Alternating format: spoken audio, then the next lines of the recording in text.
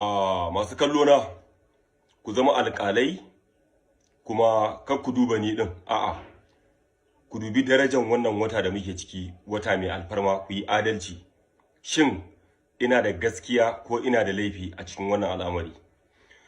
Kafin na fara, ina mai neman yafiya ga dimbin al'umma, duk wanda ya ci karo da bidiyo na jiya sakamakon bacin rai da zalunci da aka mun da nayi wannan ashariya, nayi wannan zage-zage. Dan Allah jama'a ayi hakuri, ina neman afuwa. Jama'a, na taso daga jihar Nasarawa lafiya, na shigo Akwanga, na bar Akwanga zan zo Jos. Aka kira ni a waya akan cewa jibi za a fara rabon kayan abincin nan na mutane da na mutane na, da na tiktokers dina kenan. Okay, sai na tsaya a Jos, na kwana a Jos, da safe sai na shigo Kano. Dama Maiduguri na nufo, sai hanyar ta canza mun sakamakon kirana da aka yi, sai na zo Kano. Ina zuwa Kano kashe gari, dama shine taron. Na zo gurin misalin karfe 10 da wani abu.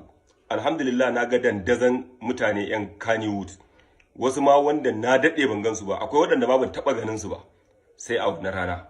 Da wannan nake sake godewa shi super coordinator wato Nuhu Abdullahi, Allah ya saka ma da alkhairi. Kai abinda a masana'antar Kannywood da yawa akwai waɗanda sun samu dama da yafi naka, amma ba su yi irin abin da kai ba. Na farko, kai baka ware wai waɗannan su ne kake tare da su ba, baka ware cewa waɗannan su ne masoyanka, waɗannan su ne ba sa son ka ba. Ka sa aka yi list, duk wanda da sunansa a list din nan ya zo ya karbi shinkafa, ba buhu ɗaya ba. Akwai wanda ya samu buhu 5, mai buhu 3, mai buhu 2. It depend on capacity ka.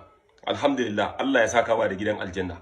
Wallahi da a ce waɗanda suke da makami da waɗanda suka samu dama a masana'antar da za su yi irin abin da kake yi, wallahi tallahi da an fi ƙarfin a fito ana ga ɗan Kannywood nan da Allah ga account number a taimaka mar.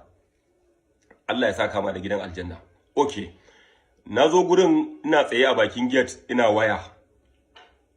A nesa dama na hango Tijjani Asase yayi parking yana zuwa, so ni sai na ɗan yi gefe.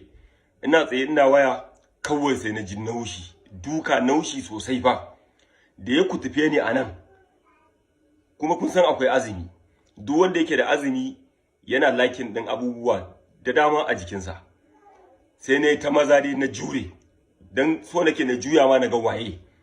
Ina waigawa, ya already ya sake kawo min hannu, sai na kama hannun na ɗan janyo shi, da na naushe shi a nan, shine sai ya faɗi. Faɗuwan da ya yi, wallahi jama'a, a tsakanin babura ya faɗi. Ina da damar da zan iya, sau ciki ne a kafata, wallahi ina da damar da zan iya tattaka fuskarsa. Amma abu biyu na duba. Na farko, muna wata mai albarka, kuma kariya ce. Wannan naushin da na marma kariya ce, wanda kuma ibada ne. A addinin musulunci ibada ne idan aka zo a kashe ka ko a jima ciwo ka kare. Wannan naushi da namar guda ɗaya ya faɗi, wallahi kariya ce. Ban tattaka mar fuska ba, ya tashi. Da ya zabura ya tashi, mutane sun riga da sun zo. Mutane ne da yawa a gurin, su Baba Ari, su waye, su Daushe, yan fim din mu, su Garzalimi ko su Isa Feroskan Presto, mutane da yawa. Da aka shiga tsakanin, daga bisani wai sai ya je ɗauko irin bulo ɗin nan, bulo, wai zai zo ya buga mun. Billahi allazi la ilaha illa huwa, da na san zai je ya ɗauko bulo, da lokacin da yake ƙasa da na mummurje fuskarsa wallahi. Sannan na manta ban faɗa muku ba, abu na biyu da yasa na ƙi lokacin da yake ƙasa na illata shi, taron waye muka zo, mun zo taron Nuhu Abdullahi coordinator. Idan wani abu ya faru a gurin nan, taron nan ya watse, ni record ɗina ne zai lalace. Wallahi tunda nake masana'antar Kannywood ban taɓa faɗa ba sai jiya, kuma wannan ma kariya ce, dole zan kare. So da ya tashi, da ya zo da bulo, na ce a kyale ni, a bar ni da shi minti 2. To mutane dai manya kaza waya mutuwa tashi, aka shiga da ni ciki. Jama'a, kamar yadda na faɗa ba, kar ku duba ƙiyayya da kuke yi min, ku duba Allah ku yi adalci dan Allah dan Annabi, me aibuna me laifina? Kawai ina tsaye mutum ya zo ya naushe ni da azumi a bakina, ai kisan kai ne, kashe ni yayi niyan yi ai. Magana fa ta gaskiya kenan. Sannan kuma Tijjani Asase, magana ta ƙarshe a kanka. Kai yanzu kana ganin ba tonan asiri ba uban gidanka rarara ka tona wa asiri ba? Abun kunya kana tare da rarara ba kwa rabuwa tufo, kai ne na hannun damansa, amma ka zo karɓan shinkafa buhu ɗaya da naira 10,000. Na ga an baka 10,000 ma. Dan Allah, yanzu kai ba rararan ka ɓata suna ba? Me hakan yake nufi? Baya muku kenan. Of course, na rantse da Allah ina level ɗinka.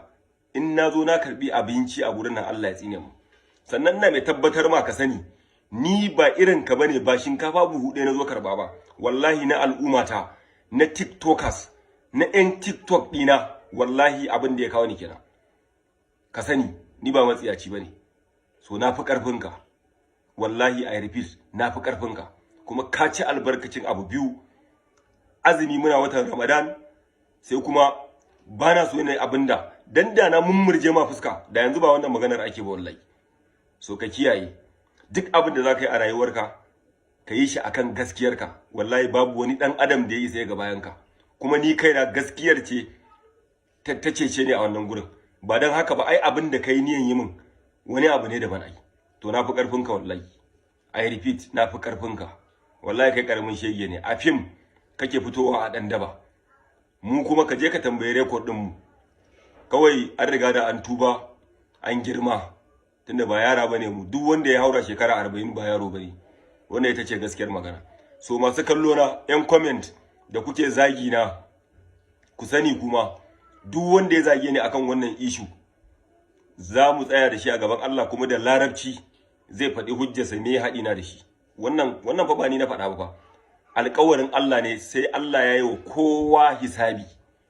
So akwai wannan rana.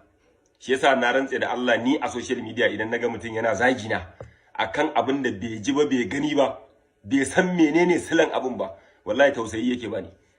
Wallahi. Kuma shi yasa ni in ana zagi na ma daɗi ma nake ji.